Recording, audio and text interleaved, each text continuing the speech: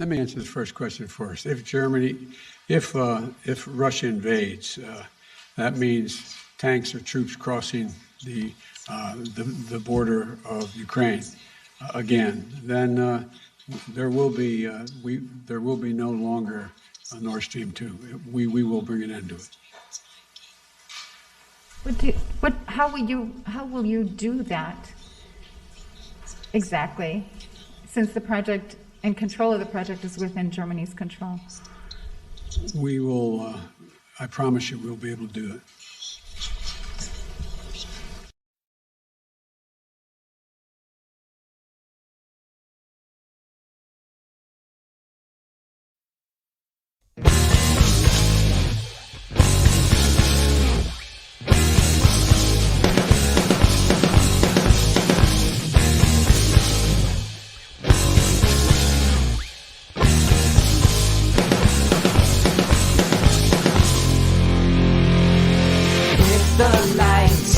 Shine down over dotted lines of white across an open highway.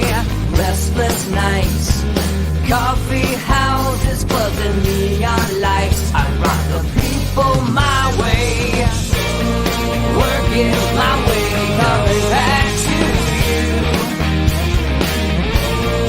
Working my way, coming back. Take me home tonight, not wasting any time. Highway 95, engines on overdrive. From town to town, and in between, I see you in the morning light.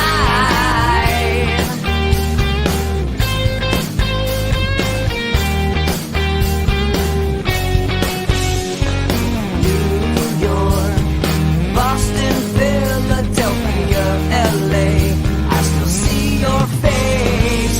Buses roll, distance grows, but I remember you're just a dream away.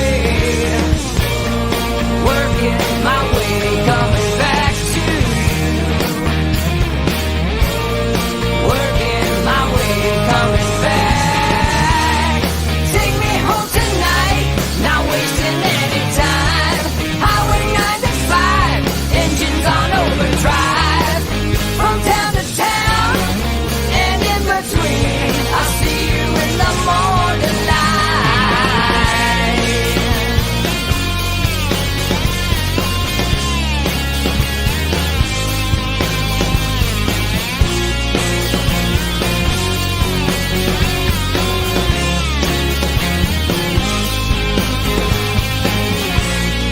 Keep the light on as I drive on, singing our song. Keep the light on as I drive on, singing our song.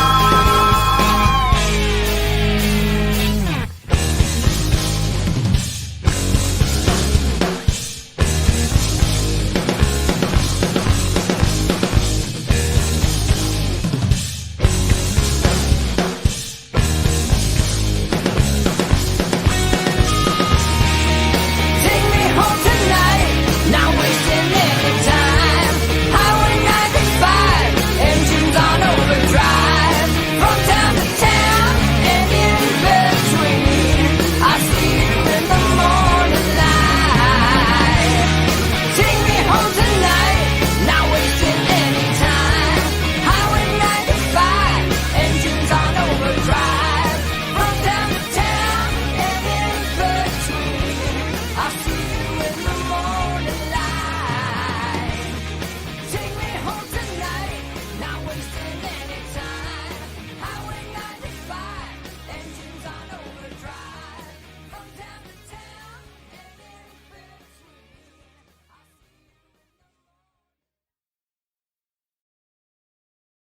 Good evening. It is Tuesday, October 4th. Welcome to What Are the Odds with Barnes and Baris. And here he is, totally on me. It was like leading right up to it. And he's like, dude, you want to send me the link? You know? My fault. Bringing him on now. There he is. Hey, Robert, the reception is spotty, but you're here, my friend. How you doing? Good. Here up in Connecticut. That picture behind me is of the surrender at Cornwallis to George Washington. I'm in a house that George Washington apparently stayed in. So up here for awesome. Up here for the Alex Jones case, did a press conference today, then outbound to Chicago for another case this week. But speak on that briefly, Robert. What the hell is going on there? I mean, is this like a circus? Look, it doesn't matter what you think about Alex Jones. They could do this to him. They could do it to you. They could do it to me. They could do it to anybody. Yeah, they're trying to set the example of real show trials in America. I mean, it's the first real show trial we've seen in American legal history. And so today he was going to be testifying, but the court made clear that if he didn't stick with the court's and the plaintiff's lawyer's script, that she was going to jail him. In particular, if he testified truthfully, if he testified honestly about a range of topics, he went to jail. So obviously the proper legal advice in that situation is not to participate in the show trial when they want you to be the circus monkey. And so he refused, and so he chose not to testify and went home to Texas. And so the case is closed up. It'll go to the jury now, but the jury's only heard one side of the case because he was not allowed to present any meaningful defense. You know, I've been doing a lot, and I know it's a totally different sector of the law, but you know, I think a lot of Americans seem to think like it is getting worse, but we do have a long history of leading up to this, you know, from civil to criminal. And I've been doing a lot of research. It's something Laura showed and I were watching on TV, and then I just got into it. But, you know, the history of this kind of stuff, and even all the way with criminal to false confessions, stuff like that.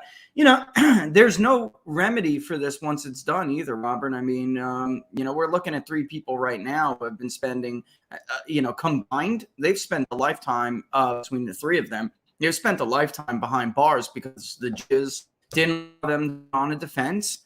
The police, you know, use tactics to get confessions. I don't care who you are, man. They wear you down for 10, 15 hours without a lawyer, and you're going to buckle. You know, or at least you're just going to just make it stop. What do you want me to say to make it stop? And, you know, I'm going to see what we can do for these people. But, you know, sadly, this is just, it's getting even more. Prior generations didn't stop it. So it's just now totally out of control, and they feel like they can do anything. I mean, is that your general take on the modern justice system? Well, it's like what we saw with I was on with the Duran last week, and it's what we saw in the sabotage of Nord Stream. 1 and 2. I mean, it's a complete lack of respect for limits. The Biden administration and the current Democratic Party and the current legal political establishment has no respect. Yeah, exactly. Has no respect for limits of any kind. It's very French Revolution-ish, you know, and there's a reason why the French Revolution is cited so often as a dangerous revolution. It's what happens when you don't respect the past. What happens when you don't respect tradition or custom or precedent? What happens when you have no respect for limit? You get the French Revolution where they turn on their own and end up killing everybody. Ask Robespierre how that goes. I mean, Alex Jones during his prior testimony in the trial said during, you know, midway through when the plaintiff's lawyer was losing his mind and screaming at him in this show trial, you know, at one point Jones said, "Are we in a struggle session? Am I in a struggle session? Is that what you want from me?" And, you know, he just refused to go along with it. But that is, in fact, what they wanted. They wanted a Mao-style struggle session of confession of a crime he didn't commit so that they can publicly lynch him and everybody can celebrate it. And you had a corrupt court as an old Republican establishment judge here, a liberal social justice warrior, Democratic judge in Austin. And the Connecticut courts are contaminated. The Connecticut courts refuse to enforce the federal law that said you can't hold gun makers responsible for the criminal use of their gun. The Connecticut court said, "Nah, yeah, you can." We didn't. And the U.S. Supreme Court, like usual, sat on their hands and didn't intervene. And so Remington's insurers wrote a $73 million check to these families that just keep cashing in through the plaintiff's lawyers. And I would note, most of the people who lost someone at Sandy Hook have never sued anybody. They never blamed the gun manufacturer. They didn't blame Alex Jones. They knew who was responsible. And as part of the press conference today, people from Reuters and local news and national networks were all there. I said, you know, the reality of Sandy Hook, the truth of Sandy Hook, they can't allow the world to hear, is that Alex Jones didn't originate or instigate any of the people denying or questioning Sandy Hook. Everybody was doing it all over the place with tens of millions of YouTube views long before he raised a boo about it.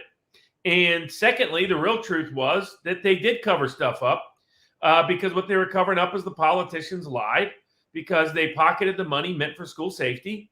The same thing we now know happened at Uvalde, where basic school safety protocols were not followed. At Sandy Hook, there's a reason why they destroyed the school so fast, because if they would have dug in, this only came out years later when they finally lost their effort to hide the records from the Open Records Act request and the Sunshine Laws and the FOIA equivalents that exist, Freedom of Information Act equivalent that exists under Connecticut law, is that they had not provided school teachers the means to defend their children in case of a gun shooting using things like being able to lock your doors. You could not even lock the doors in the Sandy Hook schools. So what I said today is the truth of Sandy Hook is that politicians lied and kids died. And that's the story nobody wants to talk about.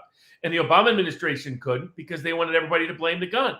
And current Democrat, this lawfare taking place, they can't be honest about who's responsible because they want to blame Alex Jones and use it as a pretext to take him out. And then both the lawyers in Connecticut and Texas have said so. Said the purpose here of this case is to silence Alex Jones. Never allow him to be heard ever again. And that's why they had to do it. They had to do a show trial, a fake trial. I call it the fake case about supposedly fake news today, because a truth about the case is that Alex Jones participated in discovery. He turned over more information. Yeah, that's another huge lie. That's another huge lie I see all the time. And what happens to trial by jury if judges just start declaring defaults? All of a sudden, you no longer have a trial by jury. And if appeals courts turn a blind eye to it because it's politically convenient to them, the right that, the Knights fought for all the way back to Magna Carta is suddenly gone in America.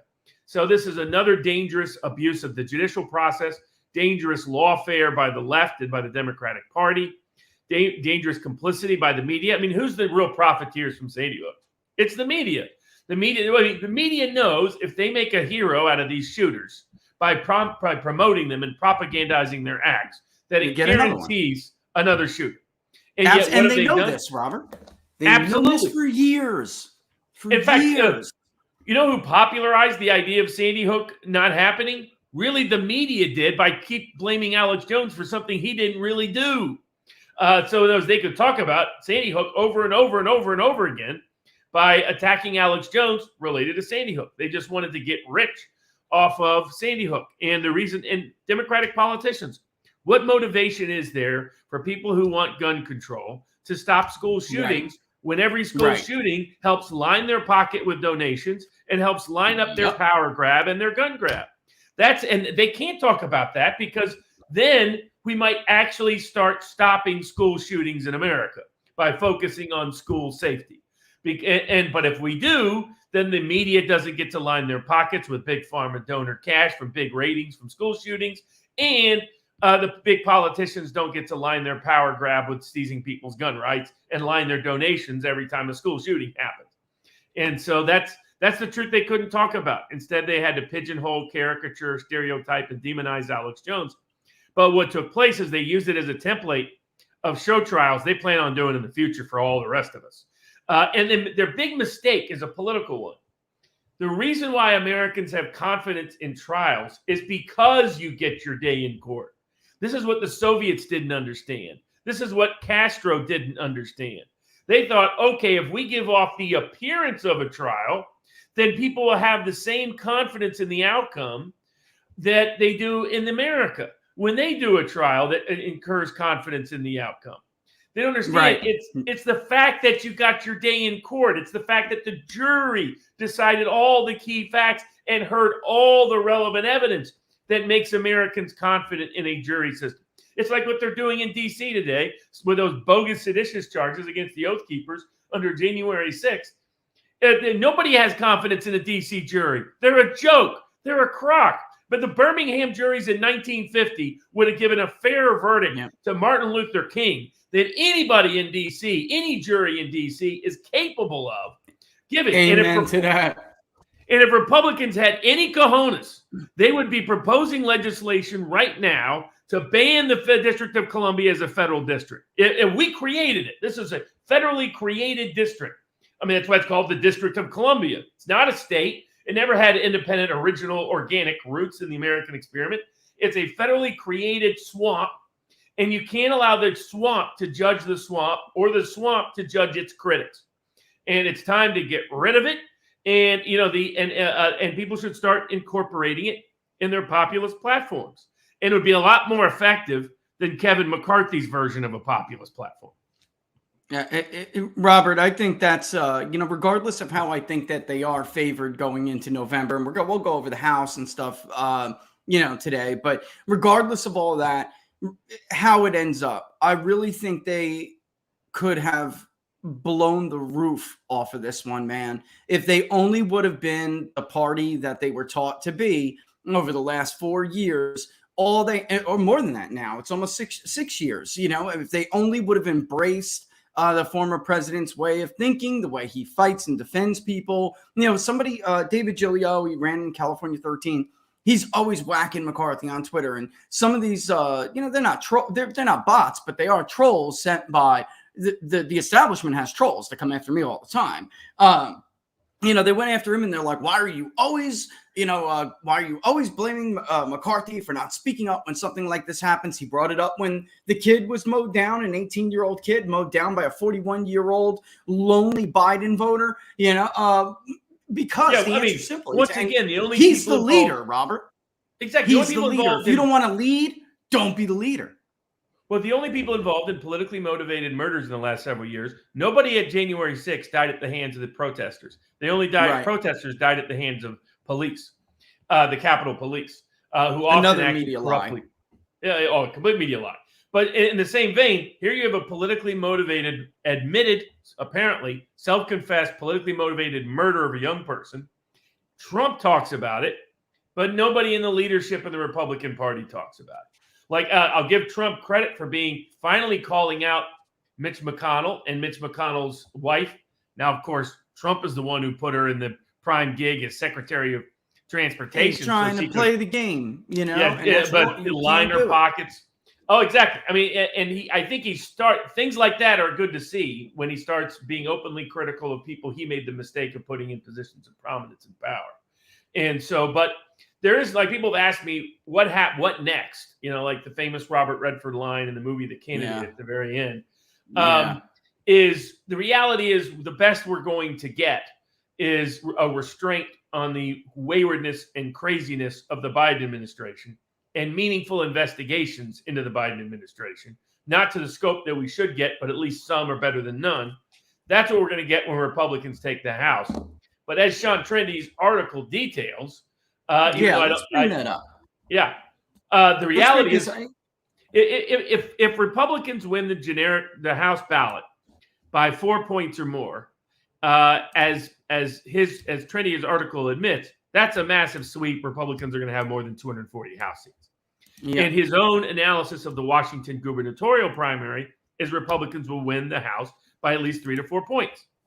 And so he said really the only question is it going to be a close generic ballot or not so close a generic ballot? And he doesn't think it's going to be +7, +8, like it's been in some past election cycles, because of how hardened the American political electorate has become.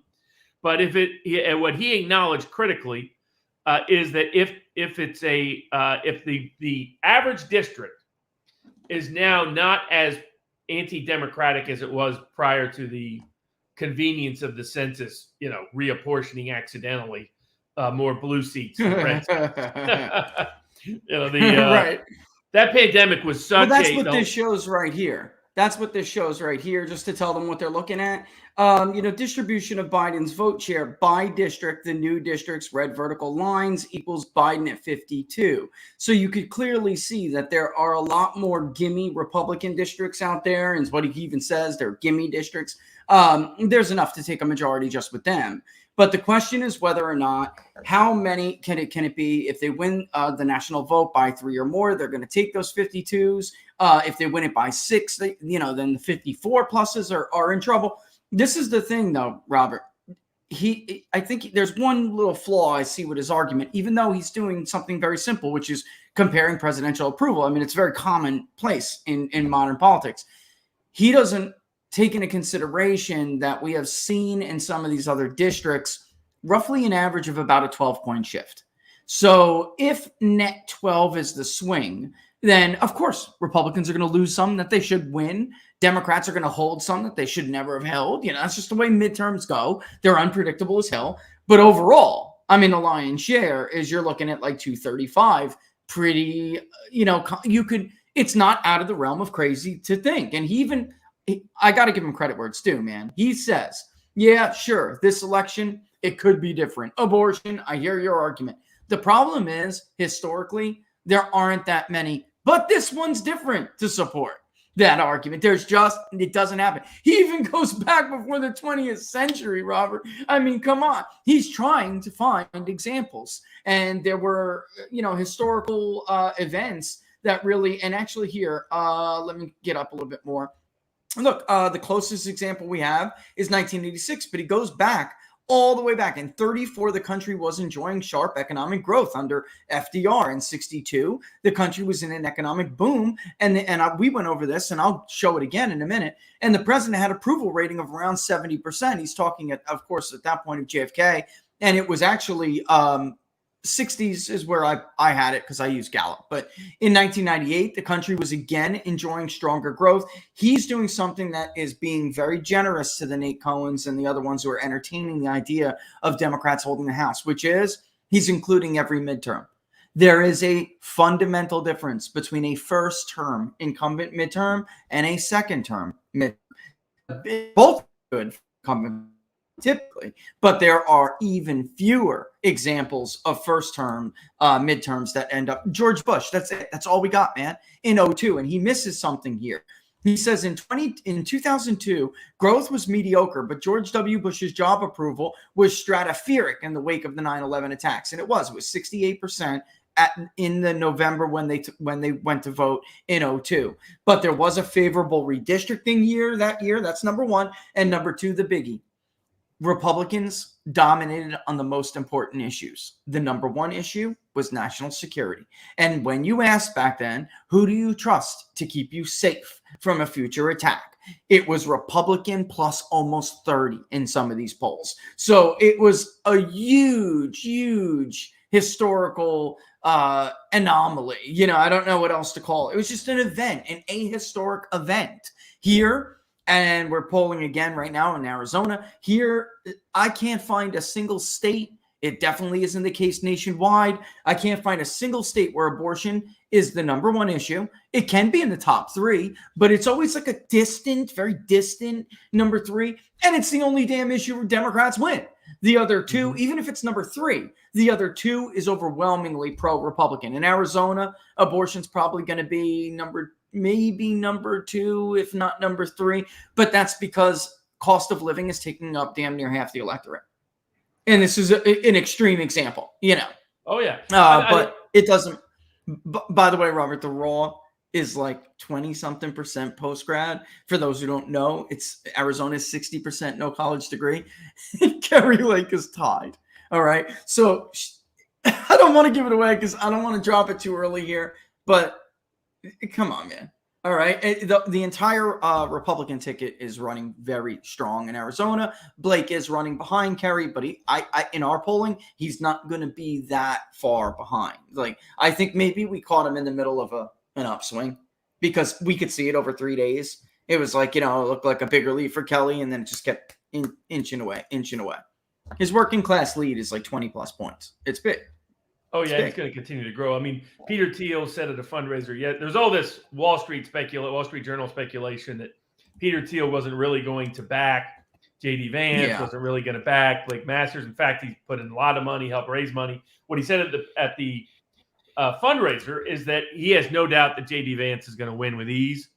And now he wants everybody's focus on Blake Masters because that's our next highest priority, and that's the only one that, in his view, is even competitive.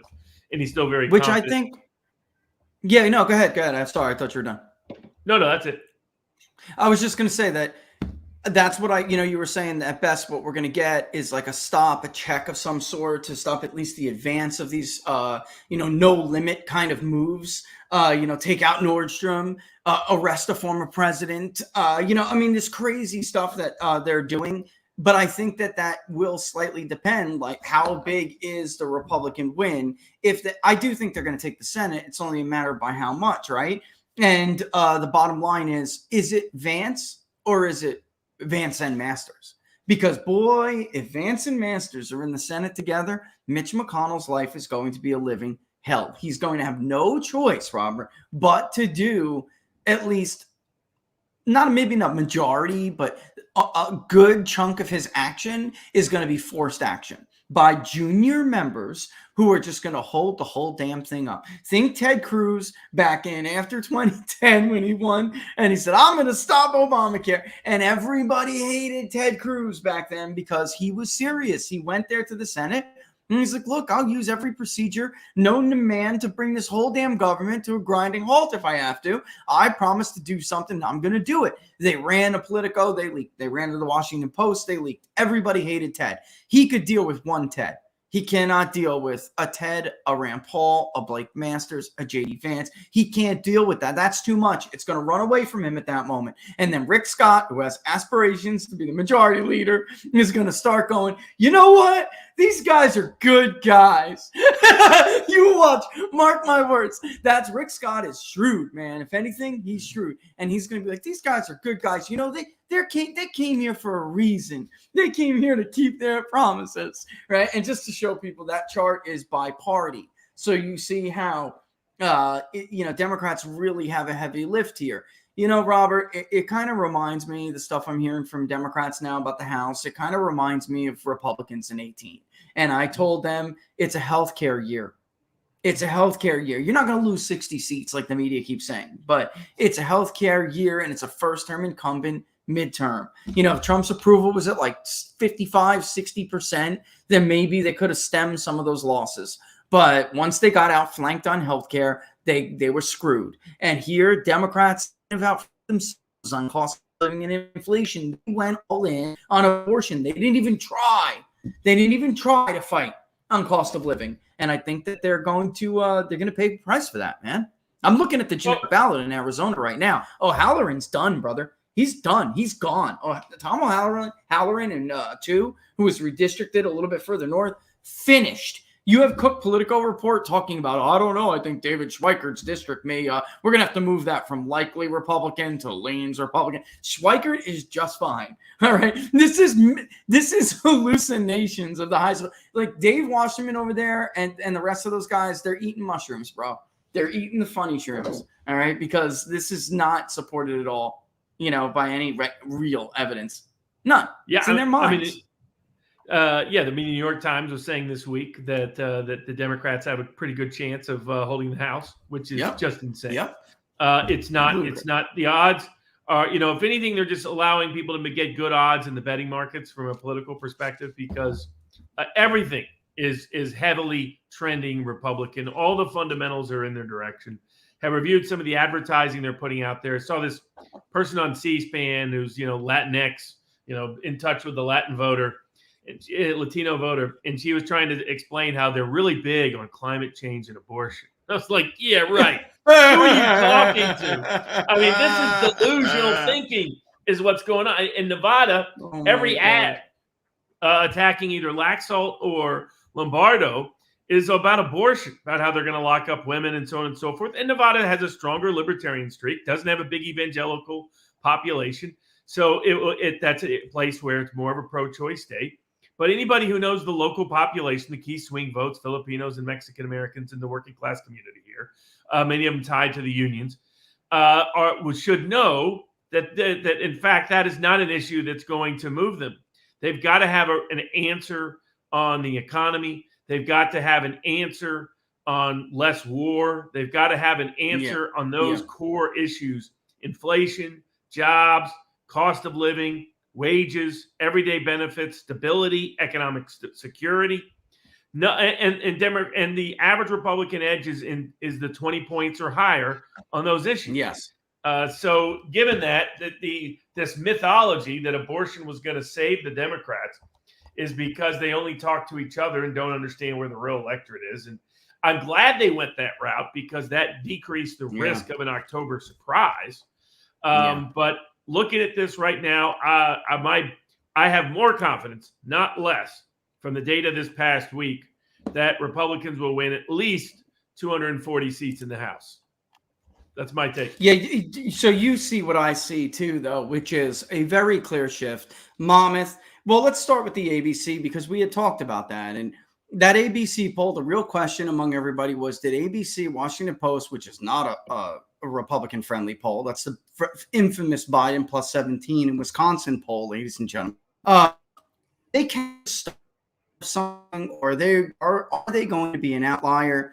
Insider advantage is now back to Republican plus 3. They were Democrat plus 1 last month, and Matt is not a lefty. All right. So he's showing a 4-point shift. The Economist YouGov was Democrat, Democrat plus 5. And now it's R plus 1. They've been saying Democrat all year, YouGov. Well, that's a lot of people don't realize this. You and I do. We've been looking at them for years. It's almost impossible, considering their methodology, to have a Republican lead at all. I mean, almost impossible. You can't, when your Republicans are like 29% and Democrats are 38%, and then you have all these liberal independents. They're not really independents or representative. It's almost impossible. And I would be surprised if Republicans held that lead in that poll. I bet you they'll soon shift back to try to help Democrats with a narrative. And if they're Democrat plus 2, then if Republicans win it by 3, they can still claim to kind of be in that ballpark, But now, Trafalgar's back to 5. Rasmussen, we'll see what they have on Friday. We're getting there. We're about 35% funded. So hopefully we get out there as well. You see it, Robert. The Monmouth poll, their headline said it all. Abortion is not overwhelming. The concern over abortion access and abortion rights, that's not overwhelming voters' economic concerns. And that is the number one issue for them. And that's why, hate to do it to everybody, R plus 2, R plus 3, whatever, which they've been underestimating Republicans all year. All 2 years, 2 years. All this stuff points to me to like R plus 5, R plus 6. It's negative 50, right track, wrong track, Robert. Negative 50, that's R5, brother. And And right. when you look at R plus 5 and you apply it to the map, as Trendy pointed out, that's a 240 plus Republicans in the House. Yeah, that's right. Yeah, and let's see if I can pull where because that's a 9-point move. Yeah, this is let's see if I can find, of course, there are the gimmies. It's towards the bottom third. It is toward the bottom third, right? He goes, if you see this kind of move, 4 to 5 point move, you're looking at least 236, 240. Oh, here we go. You're right. Yep. The levy on the Democrat side is particularly steep. So in a universe where Republicans win the popular vote by 4 points, sweeping all of the districts that Biden won with 54% of the vote or less, the levy would break and the Republican majority would jump from 232 to 245. There you go. 4 points is not out of the realm, Robert, of not only possible, but potentially that's likely. I would put that as my median. 245 would still a very good chance of getting to 250 because of just where I think this is going to break. The other thing that even this longer term midterm analysis, I think, misses from Sean and other people is twofold. One, I found out the hard way to some degree because I was I bet in part in 2018 looking more like a traditional midterm than looking like a recent midterm. And now the bet's won in the Senate, so he still made money on the election, but didn't win in the House. And what it was is it reaffirmed something that was a popular thesis at the time, which was twofold, that incumbency was actually threefold. Incumbency is inconsequential. A money edge doesn't matter so much anymore in these nationalized elections. And that in the current electoral cycle since 2004, the midterms have all been massive swings. 06, 2010, 2014, 2018. There's just no reason to believe 2022 is going to be any different, especially when The top issues are overwhelmingly Republican issues, especially when the incumbent president is in the 30s. An honest poll amongst likely voters would have him in the mid-30s, which is extremely low. Especially when you have like all the worst telltale signs of disaster for an incumbent president in his first term for midterms. Bad economy, global, various kinds of scandal, and global conflict. He's got all Which three. I want to get into next. We have got to talk about this. If people did, well, first I want to lead by saying this. I don't understand what it is about the fascination among some Trump voters, and it's not many, but some Trump voters with Volodymyr Zelenskyy, Hollywood Zelenskyy. This is a guy who sold Donald Trump down the effing river. Okay, he did. Completely. He sold him out. Trump stumbled into Ukrainian corruption just because there might be also a Biden angle there. And he was like, before I keep sending money, I want to see if this just isn't one big fat corrupt regime. And because of it, they went after him with impeachment. Zelenskyy could have defended Trump. He didn't. He abandoned Trump. And he gambled heavily. People forget, the Ukrainians helped spend a lot of money and effort, were heavily involved in Russiagate to beat Trump the first time. Same regime, people. Same in the second time with impeachment. That's why there was no love lost. That's what I want to bring up. So people, because this referendum, people started screaming that Vladimir Putin rigged the referendum. So I started going into old vote histories, which you and I have done before. And then, of course, overlapping them with ethnic We predicted Russians. what this was going to happen. We predicted exactly what part of the country Russia would occupy and exactly what they would do if given an opportunity to vote. At the very beginning of the Ukrainian conflict, outlined what this is really about is a civil war with a Russian part of the region of the country that doesn't want to be part of the other part because Ukraine has decided to culturally terrorize them.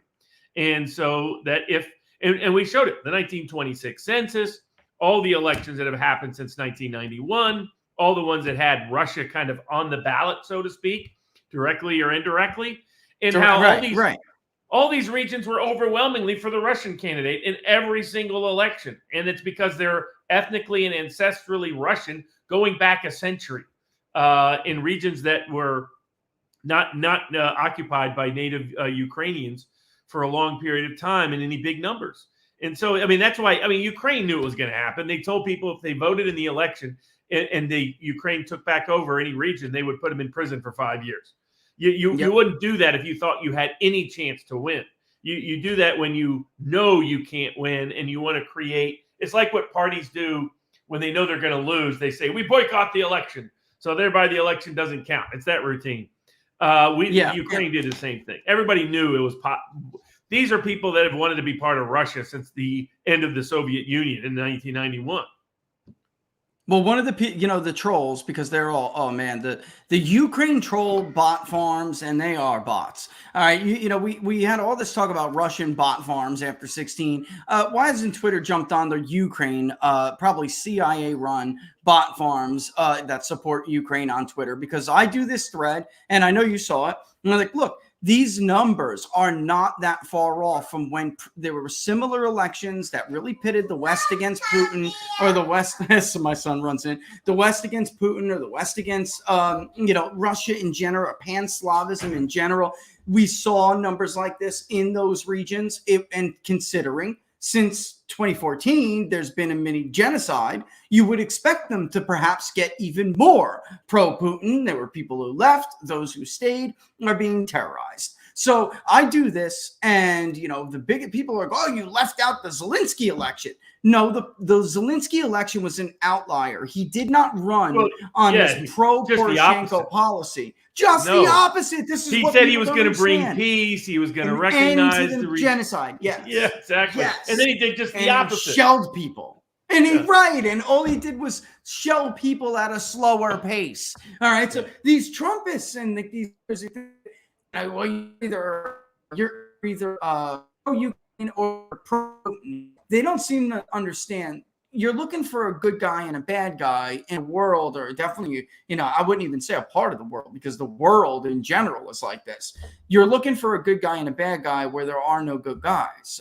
Just because you're anti-Zelensky does not make you pro-Putin, right? So the bottom line is Zelensky, you think he's better than Vladimir Putin? Zelensky jails his political oppositions. He shuts down adversarial media. He's a monster. What are you talking about? He's a monster. And he kept most of the Poroshenko people around him anyway, which is why before the war, his approval rating was between 28 and 32% because he lost the support of the entire eastern bloc of Ukraine. So now people want to point to me these 90% approval polls. Robert, I got to blow the lid off this right now. One, you can't poll a war-torn country, especially when a whole side of it is decimated. That's number one. Number two, all of the vendors that I work with, I wouldn't have been able to poll like the Donbass if I wanted to. Do you know why? They cut off communication with them. You can't get them by online panel. You can't reach them anyway. Why? Because all of the leftists in this industry feel they need to show a solidarity with Ukraine. So you're not allowed to speak to the ethnically Russian people anymore. So remember that the next time you see a poll that purports to show Zelensky's wartime approval rating is 90%. Mark my words, they polled Kiev. And that's about it. That's it. Oh, you can't reach those people there now. Not to talk about call Sint, call Dynata, call any of these global panels. I dare you. There's no way to reach you. It's not happening. They're not going to let you.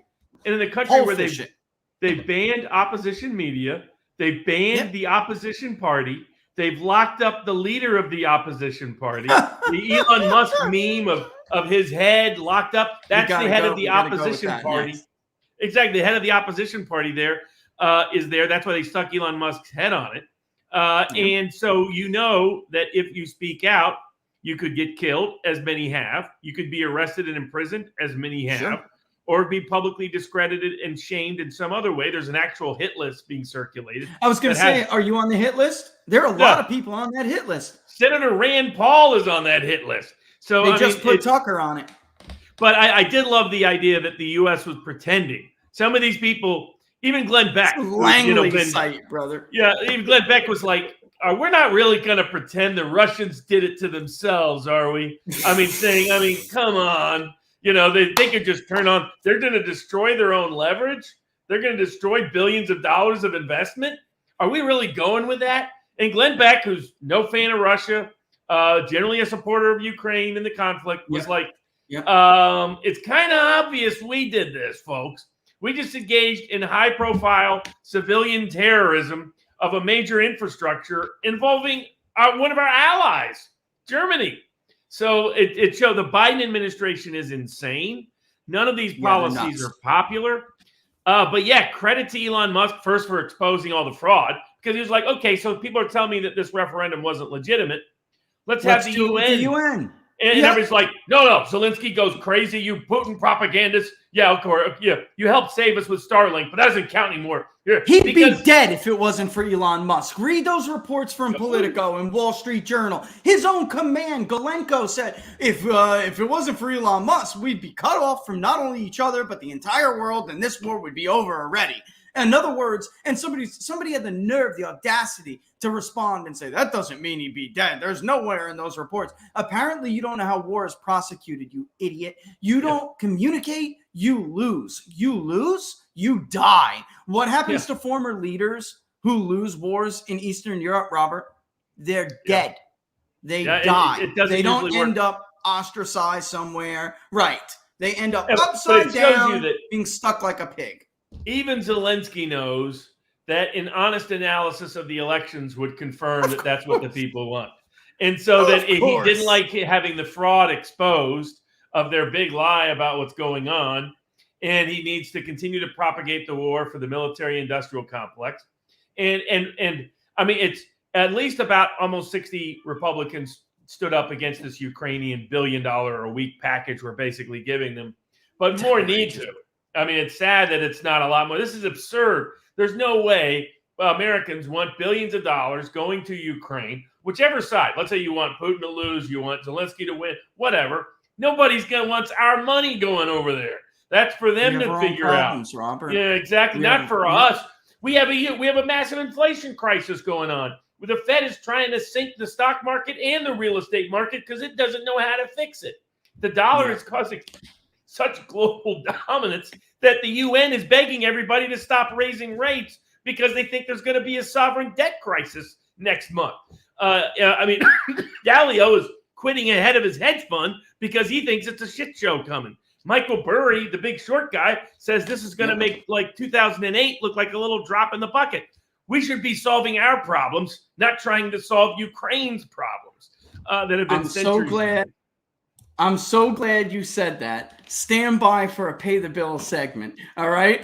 I'm serious. I kid you not. All right. Listen, the link is TPP likes goldco, likesgold.com. All right. But seriously, you just heard Robert say it, and people are saying it everywhere. The last time the economy looked like this, the stock market tanked 50%.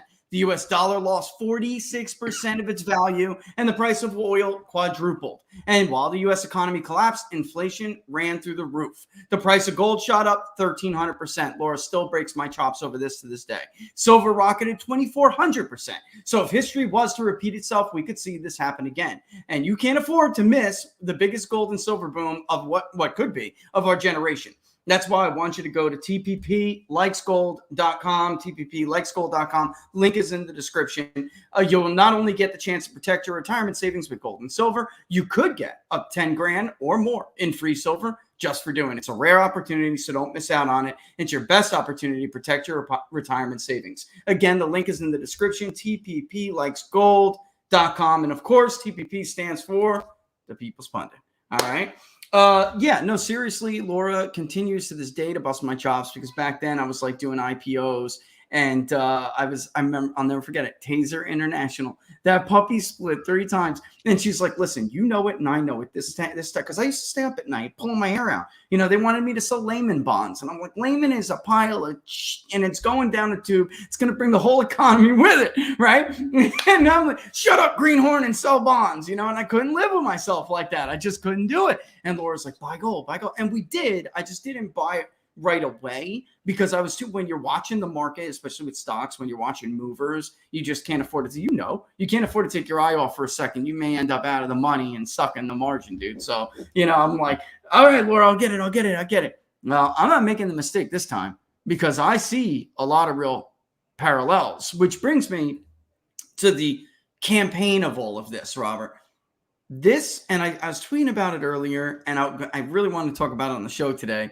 There were some real doozies from the 2020 campaign. One, that Joe Biden was like decent and you had to vote for Joe Biden because he was a decent guy. Joe Biden has always been a prick who couldn't keep his hands to himself, and that was always a fraud. The second one was that he was going to shut down the pandemic. He was going to somehow manage the pandemic better than Donald Trump, who put the biggest mobilization of a public and private sector partnership since FDR and World War II. All right. That's what Donald Trump did. But yet somehow the guy who Obama couldn't trust with the H1N1 task force, who got thrown off the task force by Barack Obama, was somehow going to manage this pandemic better. And it dawned on me, or has been, over this time with Ukraine, that there are some other doozies we've been missing out on. And one of them particularly is that Donald Trump was going to start some kind of global catastrophic event. The world was destabilizing, and that Joe Biden was going to come back, reunite the world behind America, and put all of our enemies down again, mainly Russia.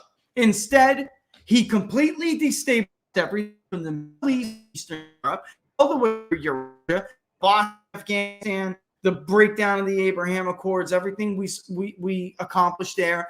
Freaking North Korea just launched another ICBM over Japan the other night.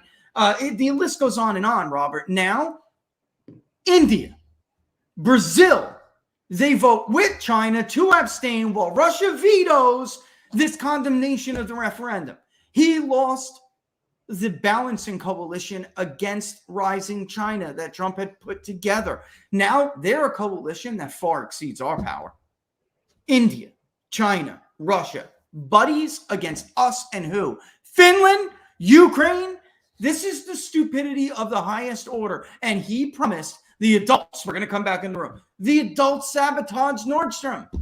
I mean, you got to be kidding me. And it's just like nothing this guy promised, Robert, nothing he promised was true. And you think voters, outside of partisans, voters aren't going to see that? They were supposed look, Trump is kicking Biden's, you know what, in Arizona. It was close when we polled it in 2020, even though we overestimated Trump official anyway. We overestimated him a little bit. There's no overestimating this. Trump is destroying Biden. So in my mind, I'm thinking, if the voters are feeling remorse towards Biden, and that they want Trump back, then there's just no way that they're going to vote again Democrat down ballot, Robert. Because typically a lot of these people will say, "Oh, I'm undecided. I don't know if I'm going to vote for Masters or Kelly." Like you're voting for Blake Masters. You're not voting. Let me look at how many Biden 75%. No chance in hell Mark Kelly's going to win those votes, Robert.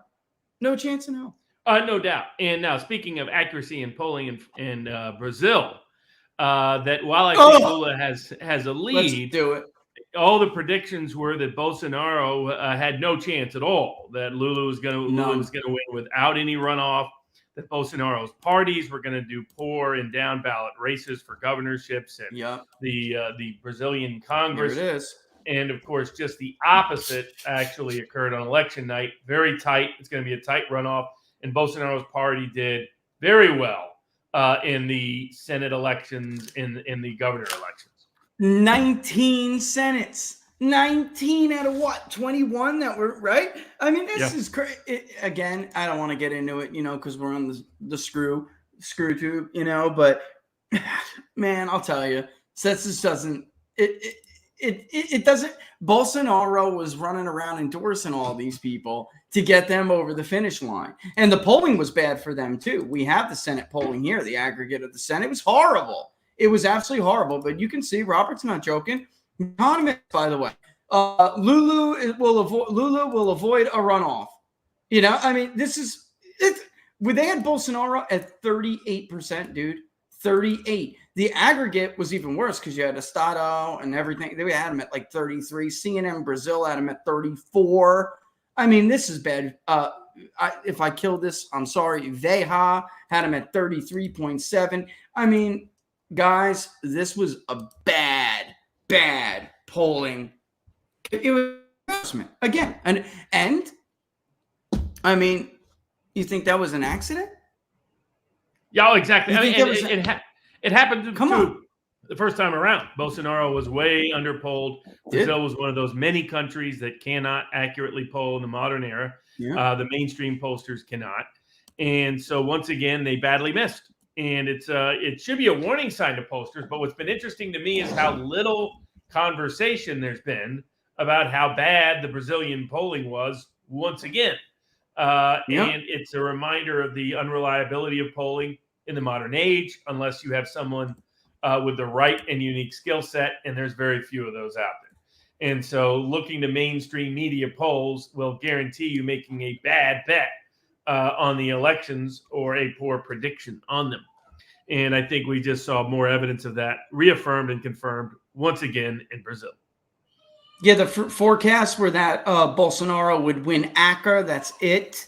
What else? Looking around the map right now, that he'd win. Yeah, some of the ones in the south. Rio Grande do Sul, he would win. Santa Catarina, he would win. But everything else, he was going to get wiped out. In the end, folks, he won all the way from. And here, I'll just pull the map up. He won a lot.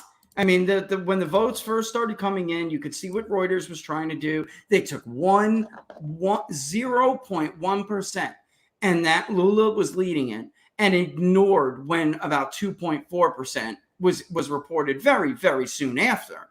They didn't want people to believe Bolsonaro was actually outperforming. It was very, very clear what they were doing. Look at what they did here, Robert. I mean, he won a lot more than he was supposed to win. The other map, if I could contrast it, people could see that, the Amazonas region, Lula did pull slightly ahead there. That's where, Bolsonaro is going to have some problems, but we'll see. It just, some of the margins are a little bit, look, in Grosso, 65, 53, 39. If you're Bolsonaro and some of them, you'd want to see higher margins. And he very well may in the runoff. We'll see, because I think his supporters are more they're clearly more motivated. He won 2 million more than he got the first time around, Robert. I mean, this is exactly. sound familiar, I mean, brother? his, I mean, I hate to say it. his Sound base familiar? hasn't gone exactly. His base hasn't gone anywhere at all. And now Lula is legitimately popular amongst parts of the left in ways that Biden never was. Oh, yes. So, yes. Lula does have that advantage. He probably was the victim of some judicial corruption, accusing Lula of corruption. Yeah. So I have personal knowledge of Lula's corruption. That's another story for another day. There's no doubt he was corrupt. There's also no doubts that the machine that tried to take him out was even more corrupt. So, it's Brazil. Yeah, exactly. It's like the Ukrainian war. It's the same dynamic. It's where's the good guy? Yeah, exactly. It's like trying to find the white hat. Good luck with that. It's why we should get nowhere near it. But I think Bolsonaro is very much in the game. It will be interesting to see how the runoff campaign goes. They've gone to great lengths to limit Bolsonaro's appeal. What it shows is the vibrant populism of the right can compete with populism even of the left. Lula's more of a legitimate populist of the left, not entirely, but more so than Joe Biden ever was. I mean, Biden was totally fake. They just had to, tattoo that. Lula's got some street cred from the time that he was president in certain working class communities within the country and his prior union ties. But I think Bolsonaro has an excellent shot, way better than was given to him. There's some acknowledgement now that that's the case. But it's another reminder, don't trust It's almost media 10 polls. almost 10 point understatement of his support. Folks, that's indefensible. That is not, if you are a pollster, that isn't a miss. That's, you really shouldn't be a pollster. Like, I don't know why The Economist is even still in this business anymore. They understated his support by, almost 10 points. Some of these others understated him by, 11 to 13. Robert, come on. And by the way, there's a long history in Latin America of fake polls being used to influence the election. I mean, that is nothing new. I think Americans are just now starting to realize that absolutely they could be used as a weapon. That's why, at least right now, there are some people in the United States who can hold their feet to the fire a little bit. Arizona is a great example. Like I said, I don't want to make over statewide, but I just don't see this, like the Marist poll. Lake's up by 2 or 3 in the Marist poll, but Blake is down by 8. That's not happening. That is not going to happen. But if you don't wait for education and you really suck at reaching people by region, that's going to look like that. Because you could see it. Blake doesn't run as well as Kerry with 4-year degrees. So if your methodology is flawed, like Marist's methodology is flawed, then that would absolutely happen in that poll. But there's nobody in Brazil who has. It's not like Robert Cahaley or People's Pundit, or there's nobody in these other places. They are at the mercy of these literally state-run media propagandist polls. That's it. They're at the mercy of that. What do you think about Bibi making a comeback? I got to ask you that, man. Bibi's making a cut. He's surging. Oh, Likud is surging. Bibi's surging with them. I mean, Bibi's edge has they're been surging that he's the only consistent politician in the last 2 decades in Israel. So that the Israel left has kind of lost its core, what exactly it's about, who is exactly it's for. And then aspects of the right can't form meaningful, manageable, sustainable coalitions. So Bibi's still the best politician in the bunch, has been for a long time. The corruption allegations appear to have been way overblown, as is typically expected. And that when they did like Bibi light, what they got was Bibi wrong, in the sense that the people that tried to replace him and supplant him were getting Israel into more trouble without more benefit to go with it. And so Bibi's the most natural political leader in the current state of Israel. And here I think that the left's constant, continuous embrace of the Palestinian cause has undermined the plausibility of the left in Israel.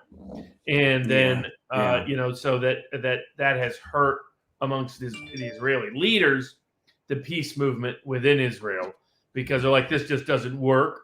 This will just backfire. We'll get blamed anyway, anyhow. Now, the only thing with Bibi that can make you nervous if you're an American is that he wants to escalate conflict with Iran. He's made that. There's no bones about that. And you can agree or disagree with it.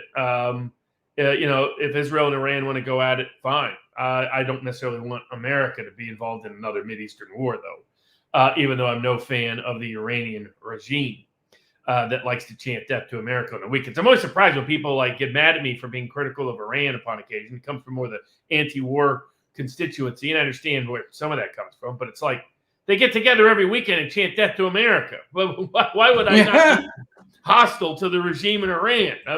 When they stop doing that, let me know. Until then, they make it clear they're our enemy.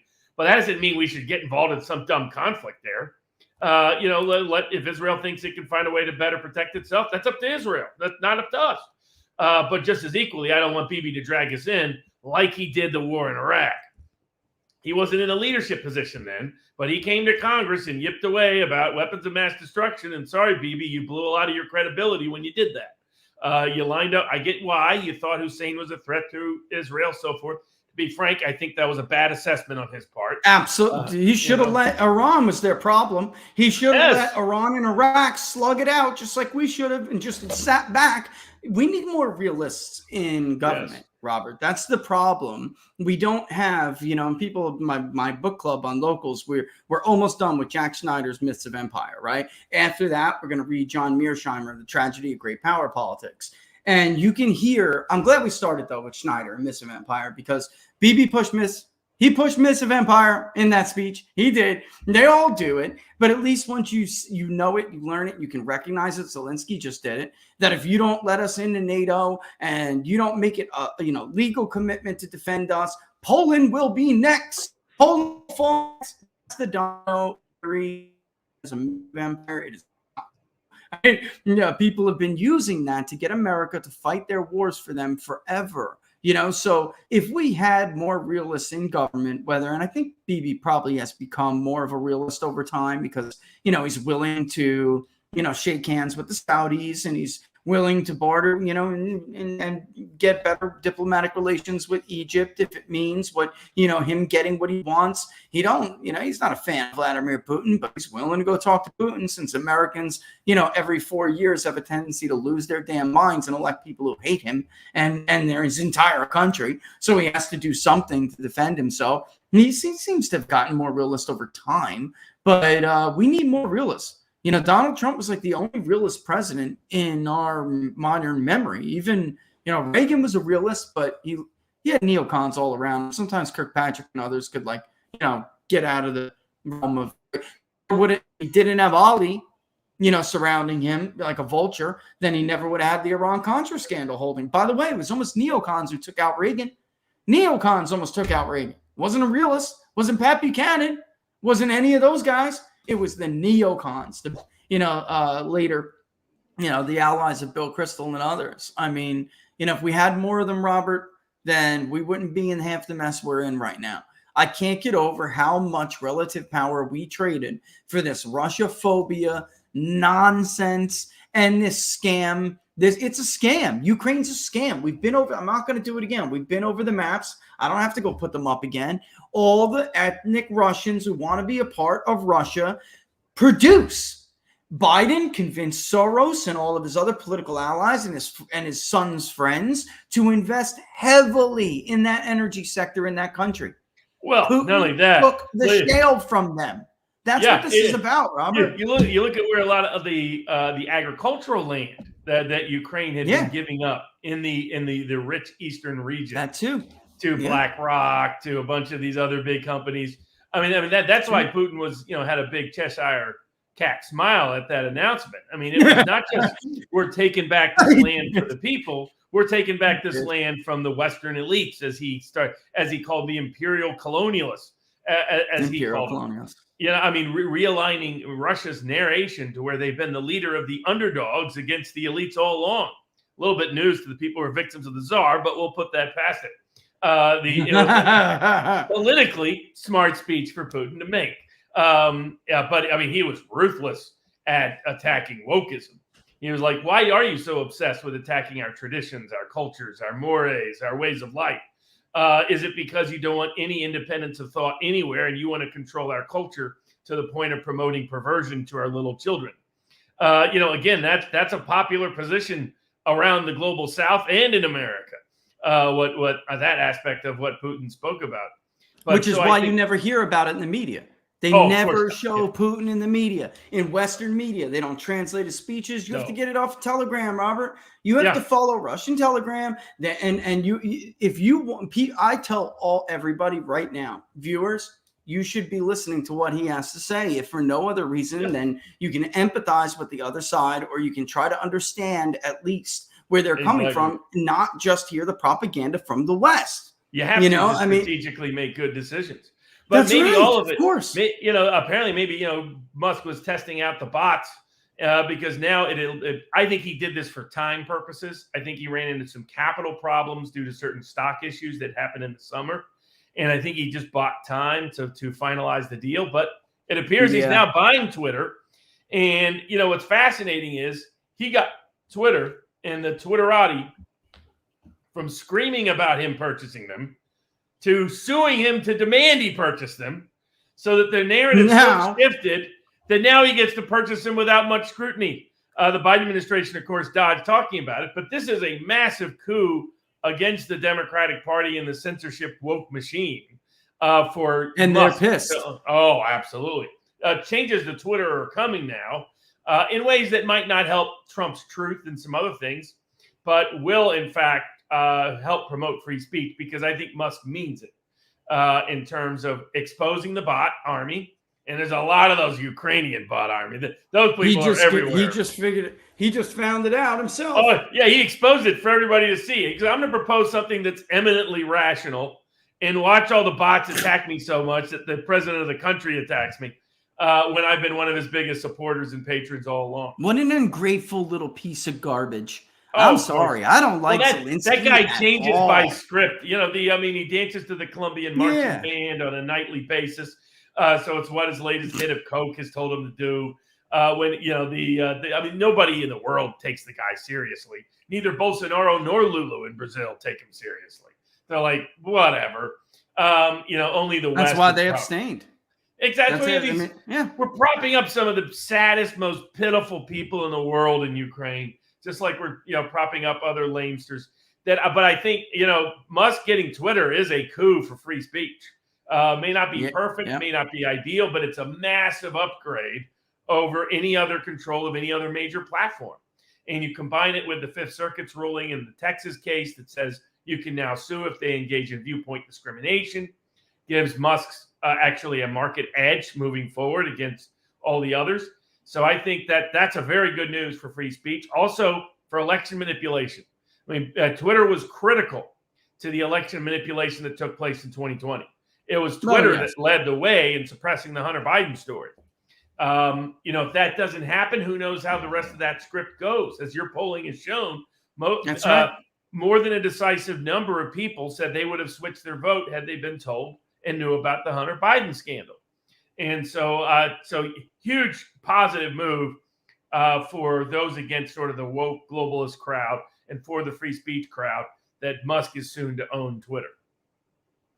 Yes, 75%. And, let's call it average. In some states, it was 72. In some states, it was 76. Let's just call it 75% roughly. In Minnesota, Wisconsin, Pennsylvania, had actually heard about it. Not everybody could even really identify it. Folks, that compares to north of 93, 95%. It was universal about Hillary Clinton's emails in 2016. Universal awareness about that story in the electorate. Yet, on average, about a quarter had no idea about the Biden story. And look, Zelenskyy is on Tucker tonight. Again, look at, by the way, what is he talking about on Tucker? When he spoke up, he sicked the Justice Department after him. These people are incredible. You come to the public with a story about a public official's corruption, his family's corruption. They're in power. They come after you. This is completely ass backward. It really is. It's not that it's new. It's just getting so brazen now. It's just so open. Now he has to go on Tucker again and say, hey, listen, last time, since the last time I was on your show, Donald Trump's not the only one who's been persecuted. I mean, this is, folks, that is, for those of us who have said the FBI is a criminal organization and it does no function other than serve as a secret police for the Democratic Party, that's what it is. I mean, I don't know how much more evidence you need. And by the way, it really never started, Robert. I mean, you and I have talked about this a lot. The FBI, the history of the feds, they have never, they're portrayed as being a scout who goes to college and becomes a smart man, but he's a lawman, and he's basically a Boy Scout above reproach. That was a phony J. Edgar Hoover constructed myth. And in the reality of the FBI is that they have always been willing to be criminal, do things that are criminal, to be the top criminals. And I would take Babyface Nelson and John Dillinger over them any day of the week. Because no matter how dangerous it might have been for the average American who happened to be in the wrong bank at the wrong time, those guys usually went after the fat cats. And they weren't, they didn't have an unlimited amount of resources and power to go after you with. And that is what we created, only they have the same criminal mindset and mentality. That's what we created to deal with them. I always say this, Robert, every time citizens abdicate their duty to take care of something themselves in society, a problem like that, and they abdicate it and pass the buck to the government, they pay a price in the form of a right. And it's just like Jefferson said, you have rights, sure, but you have no right that doesn't have an equal, if not greater, duty to defend it or to exercise it. And he's right, whether it's safety, Second Amendment, freedom of press, whatever, religion, whatever it may be. You abdicate that duty to something, to another agency, and they'll take that right from you as price to deal with that problem. And that's what we got with the FBI. I mean, you telling me we couldn't have just posseed up and taken that puppy out? That's how you roll in real America. That's the way it was supposed to be, Robert. It is. We got too damn civilized. That's what I think. I'm serious. I'm getting in touch with my hyper masculinity here a little bit, but it's true. It's totally that was true. Rich Dad, Poor Dad's point. Robert Kiyosaki, who was on Sidebar with Steve and I last week. He was like, it's time to not play by Marcus of Queensberry rules. I think everybody was shocked when I asked him about hunting, and he was like, the greatest thrill is hunting other humans. I was like, Kiyosaki comes from a different mindset, old school Marine. I signed up. I signed up to kill people, not to drive around in a thing. Laura's like, why don't you hunt deer anymore? And I said, they don't shoot back. Yeah, exactly. No thrill. It's not sporty anymore. Yeah, exactly. That's Kiyosaki's point. That's why he hunts big game. It's got to be something that can kill him. Otherwise, he doesn't think it's equal exchange. But speaking of October surprises, what did you think of the lame attempt to take out Herschel Walker with the story today that only backfired in a massive fundraising drive for Herschel? Pathetic. And he raised $50K in the 10 minutes he was on Sean Hannity explaining it. It was his biggest fundraising day since it may be ever, actually. It may have set his campaign length record. I really don't like it when you use family or if we really want to play this game with Raphael Warnock. I mean, I think that's what ultimately drove Republicans to circle the wagons. That's all the media succeeded in helping the Democrats to do, was rally the base around Herschel, because nothing will rally the base quicker than a double standard. Everybody knows Warnock is accused of he likes to beat his wife. He likes to go home. He likes to beat his wife. Yeah, and yes, he likes to beat his wife and neglect his children. Republicans haven't gone after him on that kind of stuff that much. It's been about, look, he's been a bad senator. He hasn't supported good policies. They took the old road, whatever you want to call it, and they did this anyway against Herschel. listen, I'm listening to his son a little bit, and you know how I feel about fatherlessness, man. I don't like it. You know, you do the deed, bro. You got to take care of the child if that's what happens. And you know, whether I was with Laura and I had a girl with I had a baby or something with another woman, and if she came to me right now, I would absolutely support them. You do that. That's what you have to do. That's your duty as a man. And, you know, you do the deed, brother. You got to do the time, Well, you know. I'm explaining you that know, to Lenny Dykstra once, who told me, who knows, Barnes, how many little Lenny Dykstras are running around. And then he's like, you should, Lenny. Yeah, he should. and Lenny said, well, you know, don't worry, I had settlements with all of them. And I was like, you know, child support settlements are not actually legally enforceable, right? They can come back after you for 18 years. He was like, what? What? Yeah, exactly. I mean, it's extraordinary. But these kind of, what do you think? I think the risk of an October surprise has substantially diminished as long as Democrats can trick themselves into thinking they're going to win. I always thought the risk of an October surprise went way up the more they think they might lose. So I was actually they get to be like caged. They get to be like cornered animals. What do you think the risk of an October surprise is, and what do you think it might look like? You know, it depends if they have another week like that, or actually, I wouldn't even say week. I would say another couple of weeks because, you know, it's very different what people who are listening to the show right now, you may follow, like, you know, Live Fake or the Day Washingtons. Privately, you talk to Democrats in Pitt County. Privately, you talk to Maricopa County. Privately, you speak to Kerry Lake. They know Kerry Lake's ahead. They lament Hobbs as a terrible candidate who just can't deal with how smooth Kerry Lake is. And because Kerry Lake's doing well, they're afraid she's going to drag everybody with her. All right. In Pitt County, they don't think Beasley is ahead, brother. They're prepared to lose the Senate and the Supreme Court.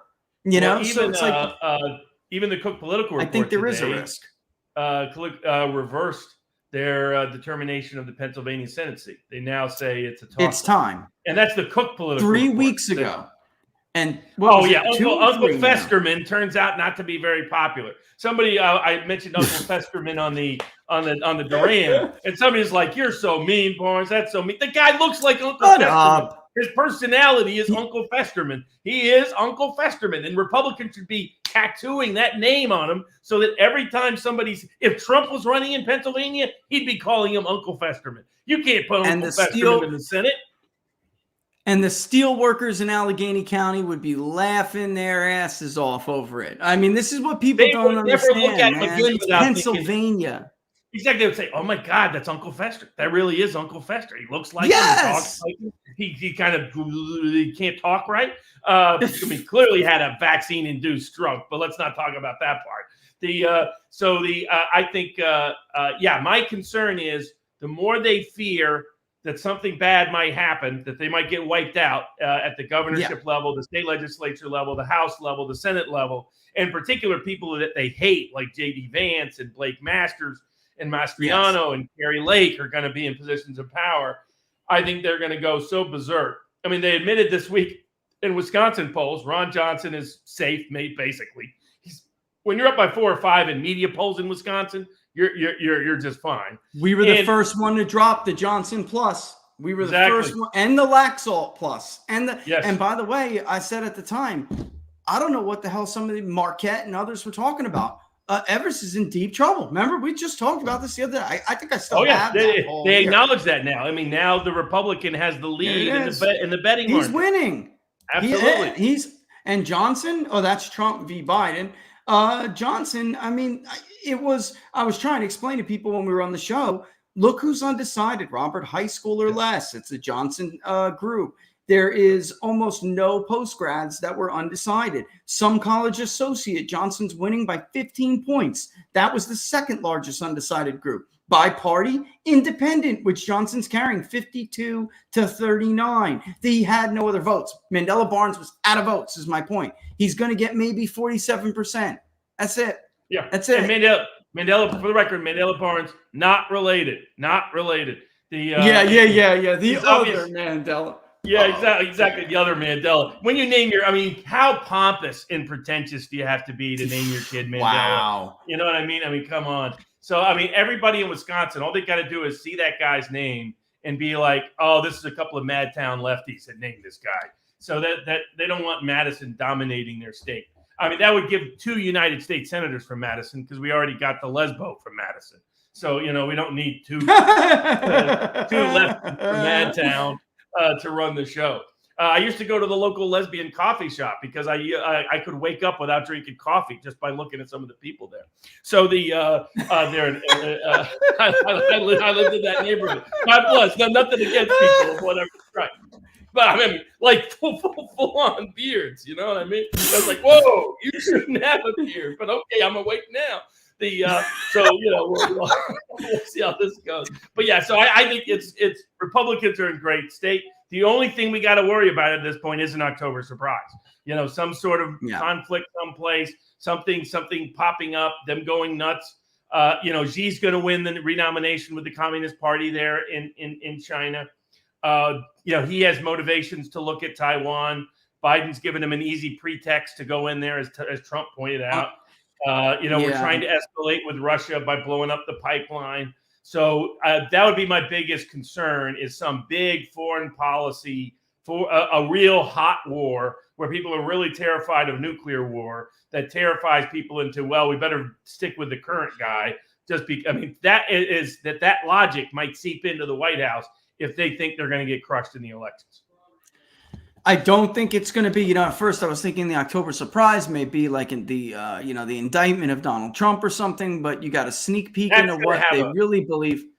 They should know by now. If they indict Trump before the election, Trump people will pour out to the polls, and they do know that.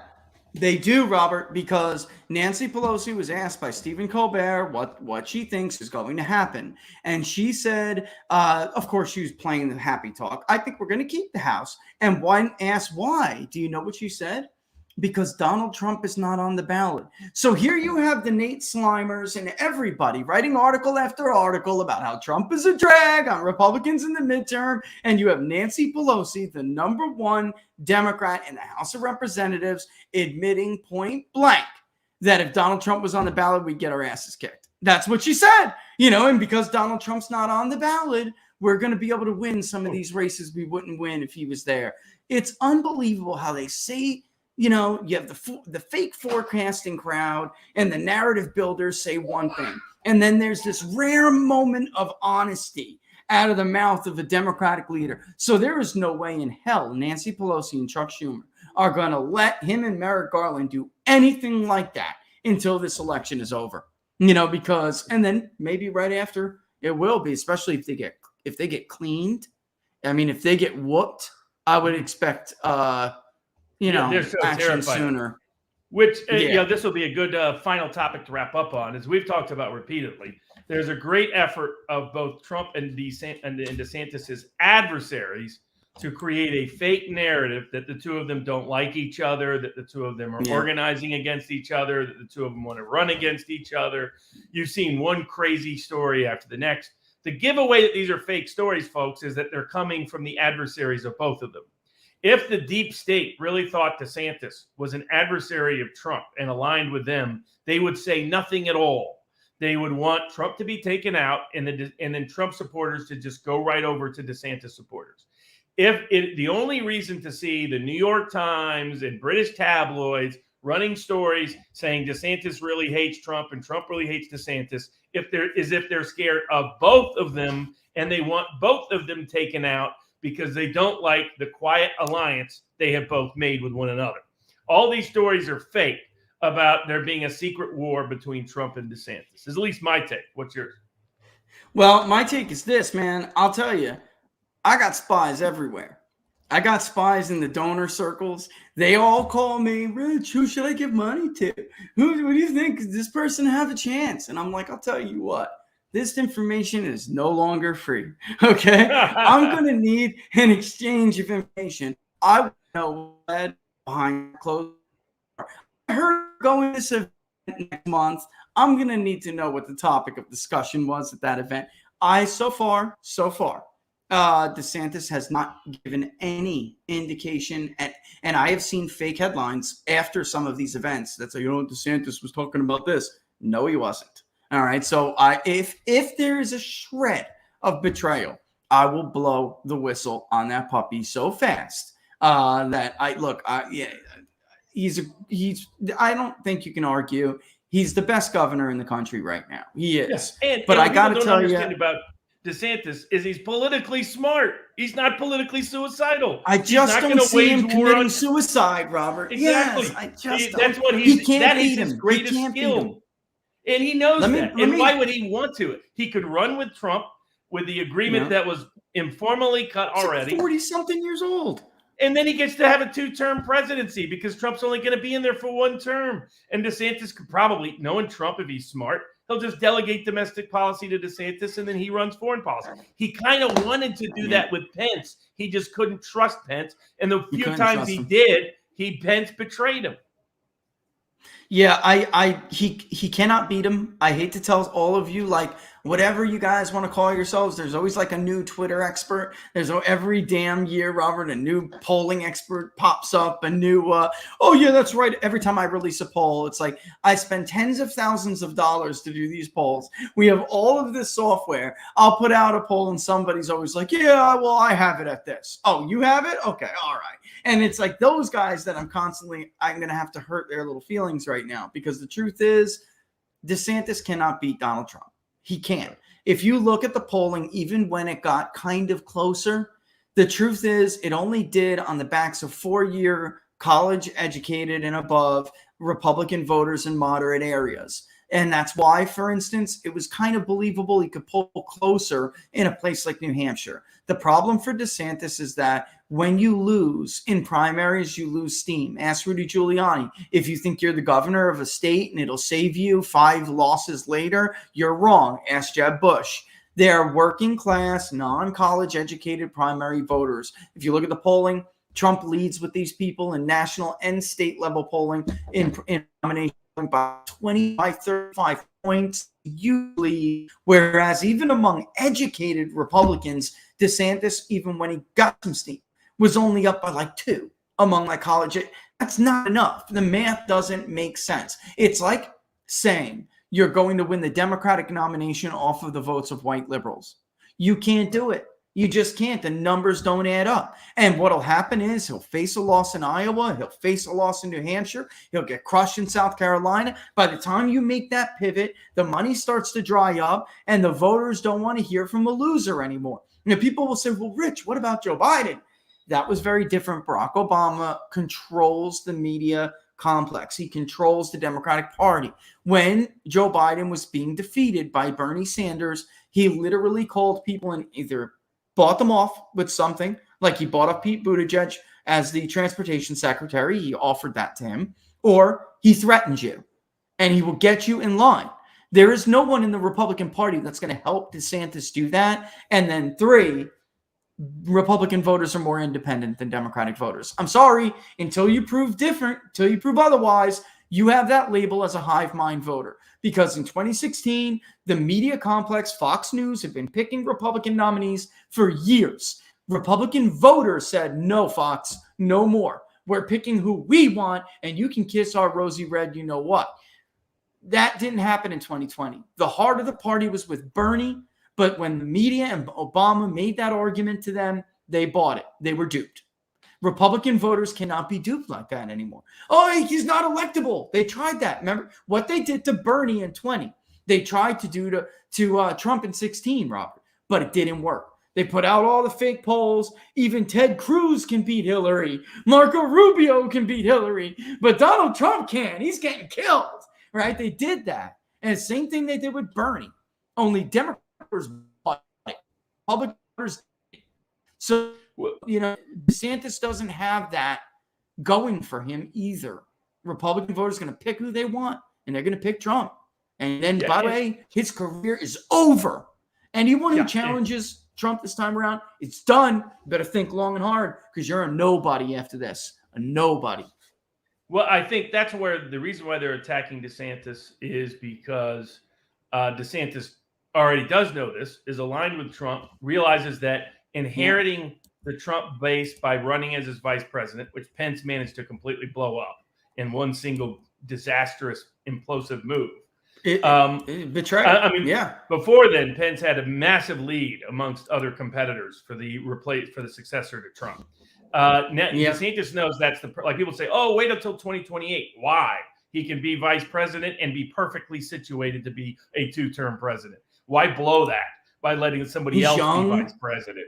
That would be idiotic of DeSantis. Again, DeSantis, if he's anything, he's politically, strategically, and tactically smart.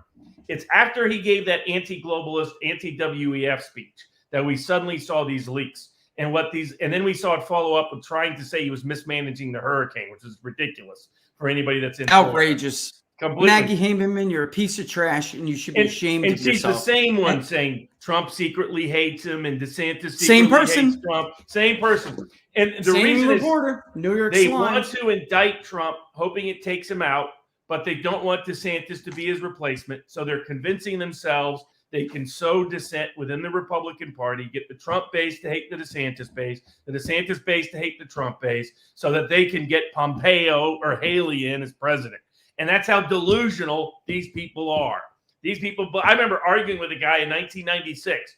I think it was Jonathan Alter, who was at Newsweek at the time, why William Weld was not going to be the next president of the United States. He was explaining to me this at a dinner at Yale. He was like, you don't understand, Bart. I was like, you're a moron. You don't understand the Republican Party. And that disgraces. That's why if you see these, look at the source of the story, look at what their motive may be. There is no disagreement between Trump and DeSantis. DeSantis is not suicidal or stupid. The alignment between those two camps is the best way to get the White House, and the best way to get the best managed White House is to have those two working together. And the establishment knows it, and they're trying to take both out at the same time because they want Pompeo or the like to be his replacement. Yeah, I think that honestly, if there was a whiff of something from, if Team Trump would have got a whiff of something by now, I'd have heard about it. And then also, too, I'm telling you, I mean, all of these dinners, I mean, because DeSantis is raising a lot of money, speaking to a lot of people, and talk to a lot of these people, I would have heard something by now. Which is terrorizing. I'm going to keep my ear to the ground. It is. I will say this, though, it worries me, though, he's not a Trump fundraiser, Robert. He's his donor base is different. He's creating, but I think it's smart on his part. He wants to have an independent base. Now, to be honest with you, that's good for Trump. If Trump could combine his grassroots base. It's not low dollar, though. You know what I mean? No, that's what I mean. You take Trump's low dollar base with big volume, low dollar, with DeSantis's upper middle income donor base, you have a hell of a money machine. And that's why I think that's what's terrifying the establishment. That's why, again, if they really thought DeSantis was in their camp, they would keep their mouth shut. Just take out Trump and let Trump's people naturally flow over to DeSantis.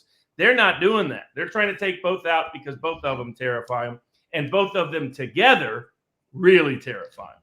Yeah, that's their nightmare. That is their nightmare. It is. And, God forbid, I'm telling you, because I've met her. I took measure of her. The same thing. It's like this new wave, this new right.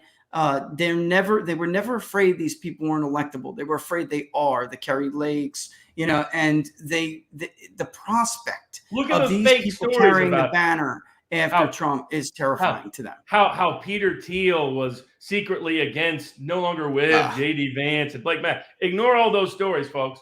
I think these guys are going to do well. I think if you're placing a bet on the market, I put up all my recommended bets at sportspicks.locals.com.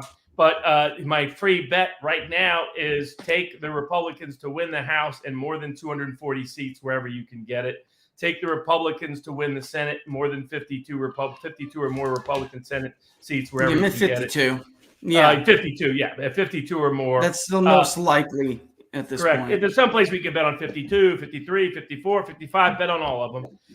Because New Hampshire's, while it's an there's an outside shot at New Hampshire, or Colorado, or Washington. It's not an impossible shot given some recent data that's come out. And 30-plus Republican governorships as well.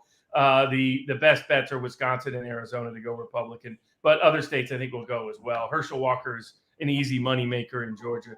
So there's all my free bets. And I hope it all leads to a Senator Masters, a Senator Vance, a Governor Lake, and a President Trump and Vice President DeSantis by 2024. There it is. Well, folks, that's it. The time's up already. I know. And Robert, you can run. I'm just going to do a read, but we'll be back here next week, folks, 7:30 Eastern Standard Time. More What Are the Odds? Thanks as always, my friend. Thanks. Later. Adios. I'm just gonna do a little quick readout on the way out of here, guys, just for the thank you, basically, But I did the other one before. I do this one now. We were just talking about it. Global conflict, everything, food shortages, absolutely could be coming. Drought, inflation, new policies, pushing America's food supply near its breaking point.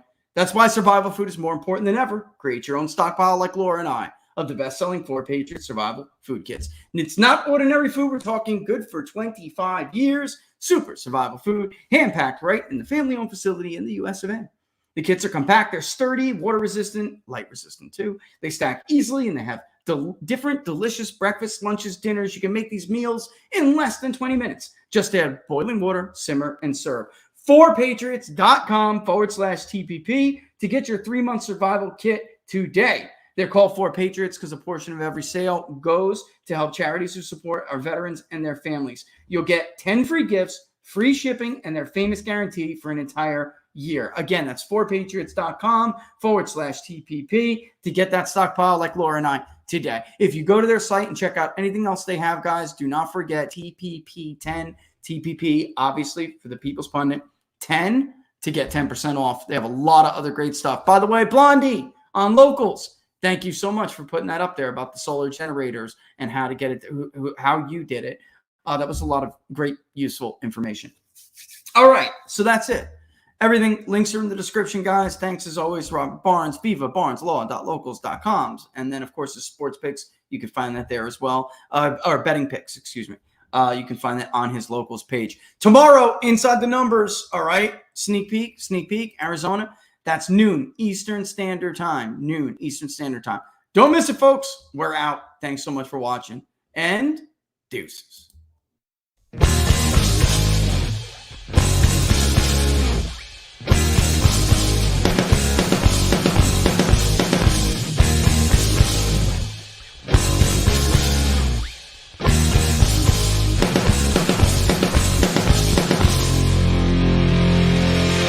The lights that shine down over dotted lines of white across an open highway. Restless nights, coffee houses, clubs and neon lights. I rock the people my way, working my way, coming back to you. Working my way, coming back. Take me home tonight. Not wasting any time. Highway 95, engines on overdrive. From town to town, and in between, I see you in the morning light.